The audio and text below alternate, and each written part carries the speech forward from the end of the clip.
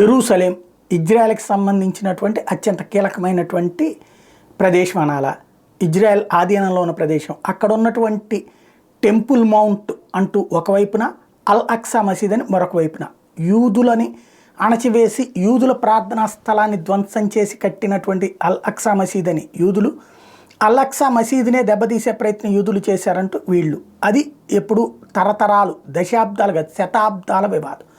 ఇప్పుడు ప్రస్తుతం Jerusalem Israel ఆధీనంలో ఉంది. అల్ అక్సాకి వెళ్ళడానికి రేపు రంజాన్ మాసంలో పెద్ద ఎత్తున ప్రపంచ నలుమూలల నుంచి ముస్లింలు వస్తారు.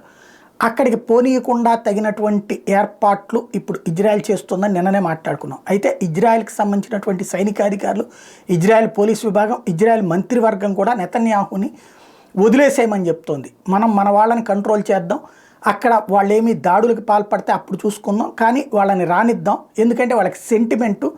ఈవెన్ అరబ్ దేశాలు ప్రస్తుతం హమాస్ వైపు లేవు, తీవ్రవాదుల వైపు లేవు, మన వైపు లేవు, కానీ వాళ్ళు న్యూట్రాలిటీ మెయింటైన్ చేస్తున్నారు. వాళ్ళ మత ప్రార్థనా స్థలాన్నే కనుక అడ్డు పెడితే వాళ్ళల్లో తీవ్ర వ్యతిరేకత వస్తుంది, అది మంచి పద్ధతి కాదు, కాబట్టి మనం అనుమతించడం ఉత్తమం అన్నటువంటిది నెతన్యాహుకు చేసినటువంటి సూచన. నెతన్యాహు దానికి తలగ్గుతాడు లేదా చూడాలి.